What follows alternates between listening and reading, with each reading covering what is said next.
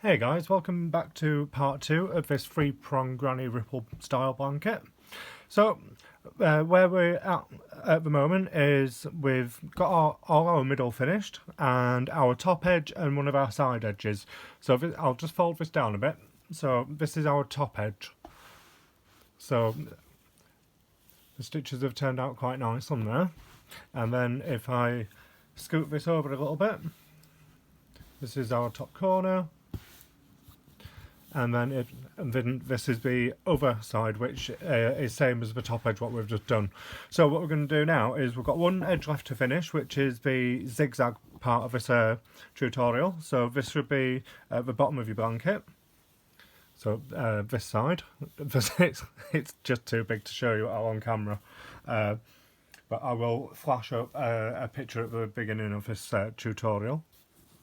So what I'm going to do is I'm just going to turn this so it's the side what's workable. So this is one of our corners, and this longer edge on your corner is our leading edge of the blanket, just for reference, so you know exactly where I'm starting. Now this is going to work out the same as what we've just been doing to fill in our edges. It's just basically a different shape what we're filling in now, but the principle is still the same. So in this first corner I'm going in with black. I do apologise again. We're just going to go into that first stitch where my crochet hook is and draw up a loop. Don't need that much tail on that, just enough to sew in later. And I'm going to chain 3. 1, 2 and 3. Just give that a little tug if that first stitch pulls a little bit. And I'm just going to work over this tail for this first cluster, or this first shell even.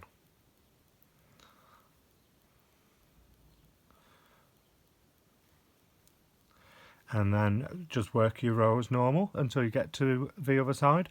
Remember how we filled the other parts in. Whatever you do on this side, you're going to do on the other side the same, just to keep it looking even. So what I'm going to do is I'm not going to do a full row by row of this part, because it's all the same. But what I will do is I will come back at the end of this round and then start off on the next round. So I will be back in 2 moments. Right, so I'm just about to get to my corner on the end of this row. So as you can see, this is how it's looking, and this is the ripple, complete ripple part of the blanket as well. So each row should get a little shorter and a little bit easier. So I'm just going to continue and just do this last couple of shells. Again, I do apologise that I'm using black, but it's only for this row. Telling you lies, it's for the next row as well. Chain 1 and then into this corner space, because this is our leading edge of the blanket now. I'm just going to do another shell. So 1, 2 and 3 double crochets, and then I'm going to chain 3, 1, 2 and 3, and then I'm going to turn my blanket, and then we're going to work back along the row. So as you can see, it's basically the same as what we've just been doing to fill our edges in the top of our blanket in. So all you need to do is keep going in this fashion. At the other side you should be doing a chain 1 and then a double crochet into the top of the shell on the other side to make it look like the same on this side. So I'm going to leave you now to complete this corner of the blanket, and then we'll come back and just as I'm about to hit the very corner, just so you can see how to finish it off. So I'm going to pop off and sit down and have a coffee and crochet away, and I will be back soon. Hey guys, so I'm back again. So this is the edge what we've been working on. So as you can see, the stitches are nice and consistent. I've just followed straight on with my pattern repetition, but my only problem is near the end I run out my gold colour. So if you do actually run out of a colour, just carry on going with your repetitions without it. So I'm just about to finish off this little bit here.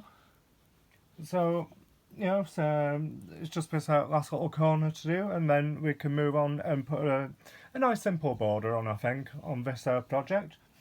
I have nearly run out of my blue colour as well. I have like this much left, so not a right lot. So with whatever colours you've got left is what colours we're going to be doing our border in, basically, because it'll all just balance out. So I'm just going to tie this on. Do my chains.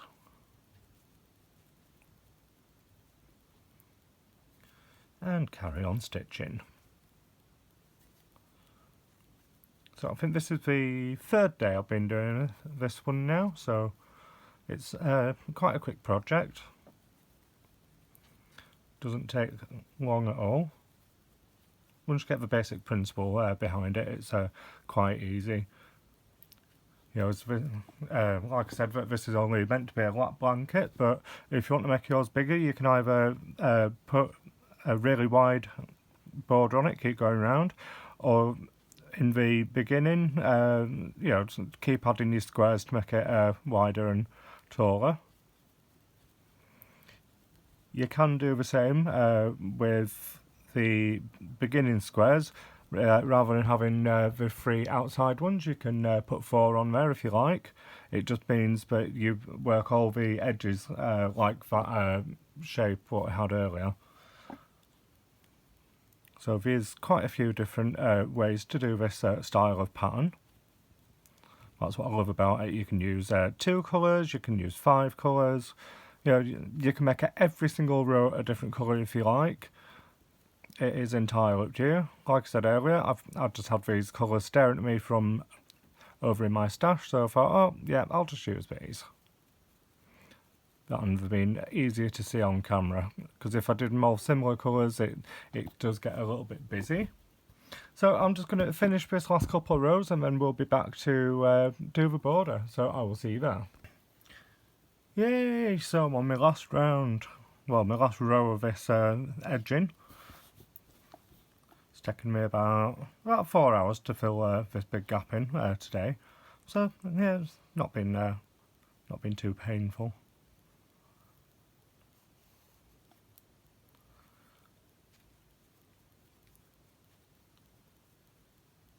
So just carried on like normal with this last 2 rows. I'm having a good old-fashioned game of yarn chicken with this blue yarn. We've all been there, but I thought, oh, give it a go, it's only a small piece I need to do.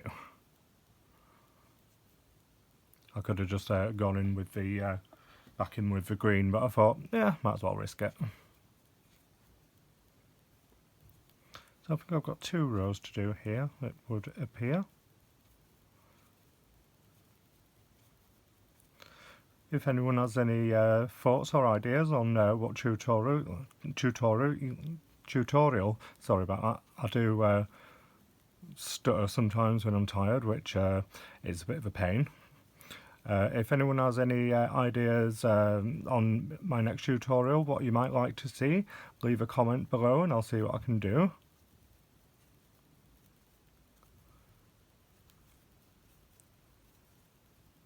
Yeah, I always like to take people's comments into consideration as well, whether it be something simple like a scarf or a different stitch what you aren't seeing, or it could be anything really. Could be quite fun. Right, so I'm going to do the rest of this off camera, I think, rather than just talking away to myself. So I will see you back after I finish this round, where we will just go around and do a really simple border for this. So I will see you in 2 minutes. Right, so last part of our tutorial. This has been a fun one. As you can see, it's very large on camera, and that's going towards the corner what we've just done. And through to the middle. So yeah, so it turned out to be quite a nice size for a lap blanket. Again, if yours turns out bigger, or if you've added more squares, brilliant. Right, so the last, what we're going to do now is, this is why I put this black in, because I did want to break it up a bit. I'm going to use my black yarn again, and I am going to just attach it to a corner. Now, with a granny stitch blanket, I never do out fancy for the borders, because they just don't really need it, and some stitches can be a bit heavy for it. So I'm just going in, and I'm going to do 2 rows in black, 1 row in orange, and another 2 rows in black. So that's all you need to know, really. Nothing different from what we've been doing, apart from now we're just going around a gigantic square. So I've just been out walking with a dog and it's freezing, so my hands are not cooperating with me at the moment.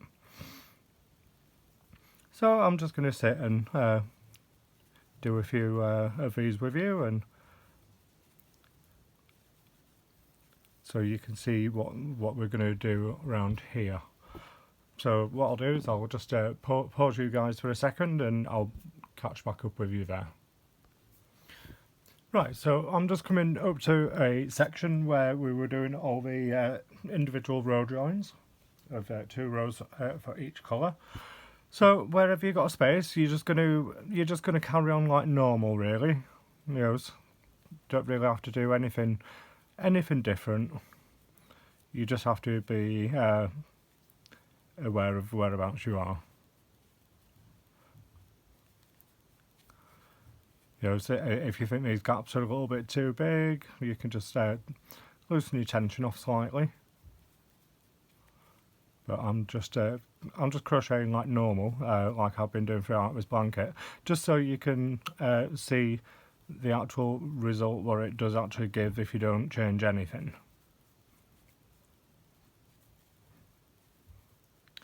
So I'm just nearly across those rows now.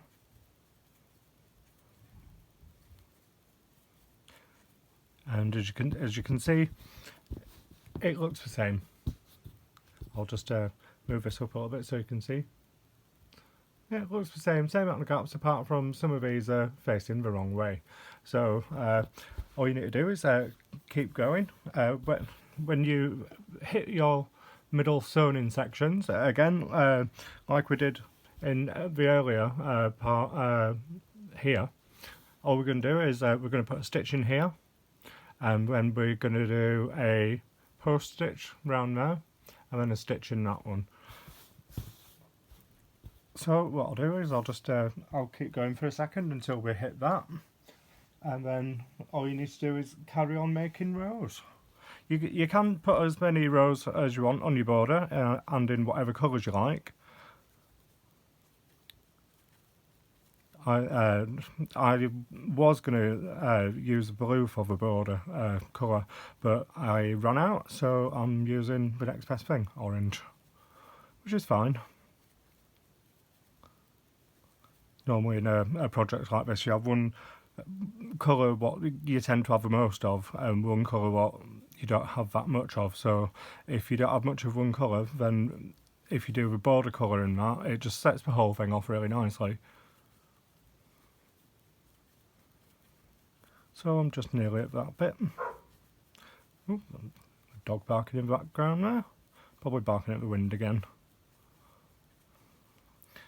Right, so I'm now at that middle section now.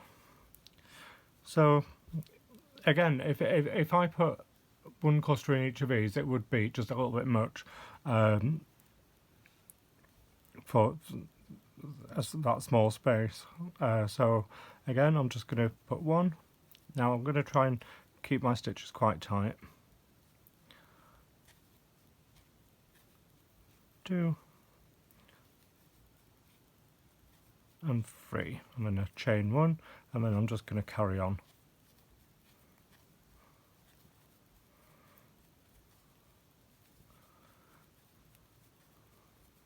Because if you have slightly too many stitches in each side, it does have a tendency to try and wrinkle up on you, as well as if you want to continue adding rows to it.